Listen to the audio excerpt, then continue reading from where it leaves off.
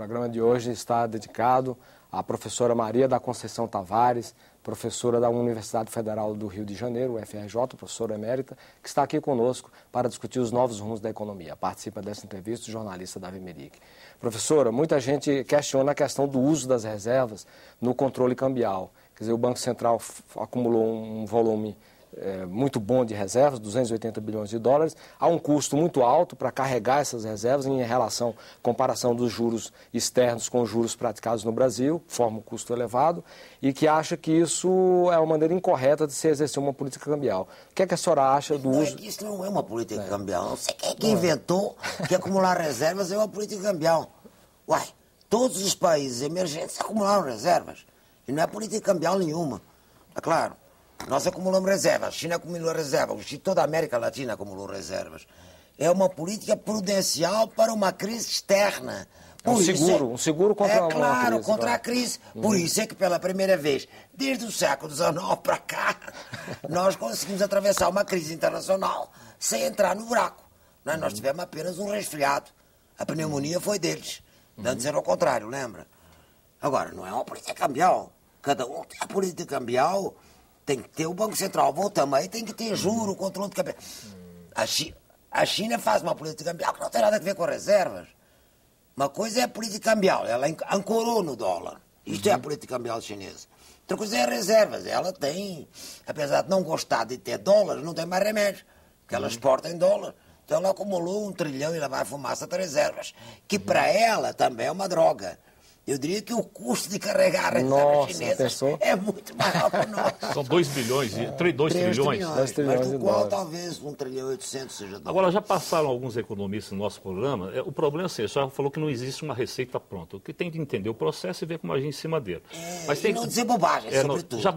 Reservas não são política cambial. Mas passaram economistas aqui, é a questão do tamanho da reserva. Alguns economistas dizem que o Brasil não precisaria ter 50 bilhões e tal. Essa discussão tem sentido. Essa discussão tem sentido, não? Você acha que eu levo a sério a minha classe? Não é por... Todo mundo diz que tem um custo claro, mas você carrega reservas com uma moeda sobrevalorizada e aplica elas com uma desvalorizada. Mas é possível falar em um tamanho ideal dessa reserva ou essa discussão é inócua? Isso é uma discussão tonta. Que tamanho ideal? Coisa nenhuma. Qual é o tamanho ideal das reservas da China? Você é obrigado a ter reserva. Obrigado. Dada a política americana de liquidez... E dado que as exportações mundiais continuam basicamente em dólar, não tem maneira, se você tiver superávit comercial ou de balanço de pagamentos, você acumula reservas. O que você quer fazer? É compulsório, o processo é compulsório. A não ser que você queira ter déficits de 4,5%, 5,5%. Aí você não acumula. Foi o caso do Fernando Henrique. Só que aí, meu lindo, quando vem uma crise... Você toma-lhe uma crise cambial pela cara. O calção está lá embaixo no pé. Exatamente. Agora, professora, a China vive hoje um problema que ela provocou aquelas migrações do campo para as cidades, precisa manter aquele ritmo de emprego local e de exportações. Quer dizer, a gente não olha assim para o problema chinês e não vê muito que outra opção. Não problema chinês, estou falando da reserva chinesa. Se misturar tudo vai ser muito ruim. Mas essa mania de misturar tudo é um horror. Vamos decompor analiticamente, senão ninguém entende nada. O problema chinês é de muitas naturezas.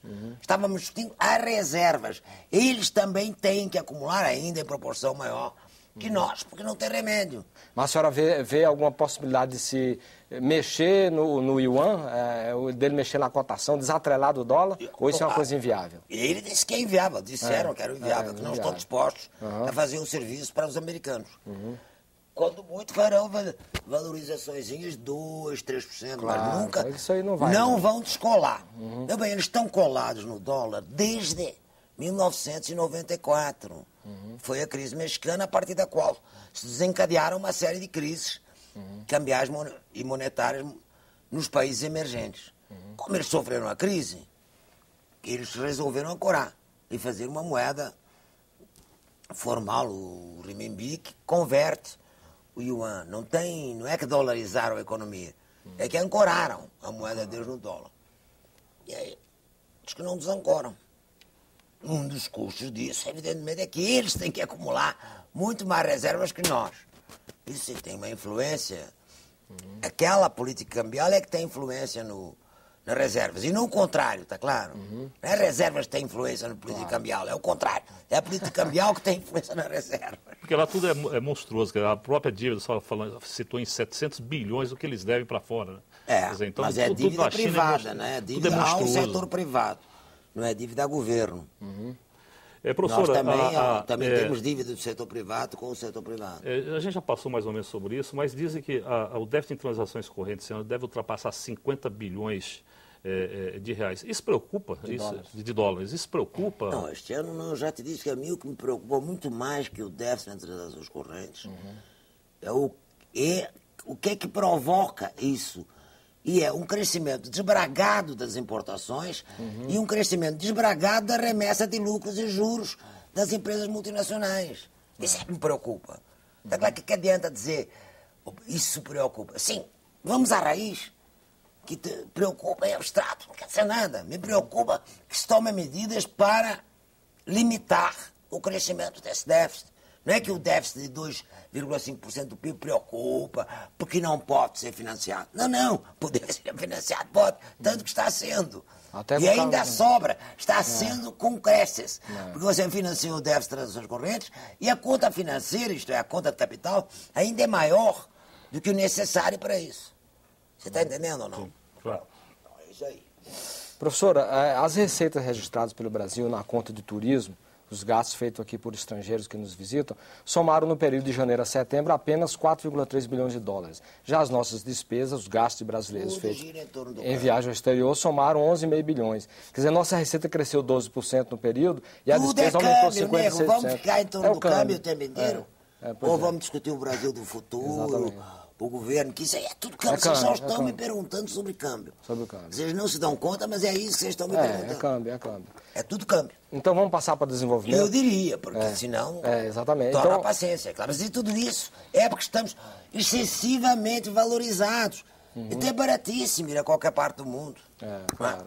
Qualquer um. E daí também sai mais barato ir à Argentina ou outro lugar qualquer, ou ao Chile, do que fazer turismo no Brasil.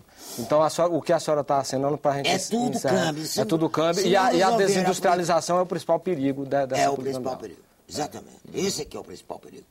Tá claro, não é o resto das coisas que as pessoas apontam, porque o pessoal vai apontando coisas... Não, o perigo é esse. E é por isso que eu espero que o setor empresarial, brasileiro, nacional pelo menos, apoie a Dilma para tomar medidas. Ela não pode tomar medidas assim no vazio. Mas dado que eles estão protestando o tempo inteiro e sabem que está batendo no calo deles, que eles realmente apoiam. Isso não é um problema de nacionalismo, isso é um problema de interesse, está claro? A senhora usa algumas frases interessantes e atrás disso certamente está toda uma concepção. Numa entrevista que a senhora deu recentemente, a senhora disse que graças a Deus o Pallotti caiu e o Mantega assumiu o Ministério da Fazenda. Claro, o que a senhora quis dizer com isso? Quis dizer que pelo menos passou a ter duas forças, uma moderando a outra, senão ia ficar tudo ortodoxo, a gente não crescia. Já bastava o Banco Central, né? Quer dizer, o Ministério da Fazenda... Quer dizer, mas o Ministério da Fazenda apoiando não crescia. Você viu, 2004, a gente não conseguiu. E foi culpa da dobradinha. Mas como é que eu até falei ao Lula nessa altura, fiquei tão danada que fui falar. Mas aí, graças a Deus, ele caiu. E não há a menor chance de ele entrar na área econômica. Embora possa voltar para o governo. Sim, para o governo ele vai para onde ele quiser, ou para onde a presidenta quiser, mas para a área econômica é que não, tá claro? Professora, Agora, na área econômica, ao contrário de anteriormente, que o Lula é que arbitrava, e havia uma certa contradição entre a Fazenda e o Banco Central, agora, dada a complexidade da situação, é melhor não haver contradição. Quer dizer, é melhor todo mundo remando junto. Se um rema para a direita, outro rema para a esquerda... Trabalhar por música, como se diz. É complicado, né? Agora, com grande esperança é que dessa vez a área econômica saia mais homogênea. Alguns analistas acham que, por exemplo, o FED, na hora de exercer a política monetária, tem uma preocupação maior com a questão do emprego nos Estados Unidos, do crescimento econômico, e que isso falta ao Brasil. O Banco Central do Brasil não parece, não transpira. Eu sempre digo que eu preferia ter um FED, a favor do Brasil. Só que não posso ter, porque o FED pode fazer pagar a conta aos outros. A gente, infelizmente, não pode. Então eu entendo que o nosso Banco Central sempre tem que ser um pouco mais conservador que o FED. O que não implica que não leve em conta as duas metas. crescimento e inflação. E que a taxa de juros e o produto potencial, que aí é que está o erro do modelo do Banco Central, tem um produto potencial, tinha de 3%, não podia crescer acima de 3%, imagina. Essa era a tese. Com esse modelo, evidentemente, Que era inflação, dá disparado. Que você tenha realmente vários modelos de produto potencial, mas sobretudo que arbitre a taxa de juros em função de manter as duas metas, a de inflação e a do crescimento. Não pode ser só uma meta contra a outra, está claro? Quando você joga uma meta contra a outra, estamos mal. Nós precisamos de crescimento com estabilidade. Não é jogar uma meta contra a outra. Bastou a inflação dar algum sinal de alta, como agora recentemente, o IPCA já fala em alta de juros. Ontem mesmo, essa semana, o Afonso Celso Pastor, que foi presidente do Banco Central, já falou, não, tem que subir os juros, não tem que ser mais de 11. Não sei por quê, porque objetivamente você tem outros mecanismos para controlar a moeda. Você pode aumentar reservas bancárias, os encaixes. É claro, você tem muito segurar o crédito, tem muitas maneiras de segurar a inflação que não seja subir os juros. Mas quando ninguém quer falar mais a mais, dando o câmbio como está.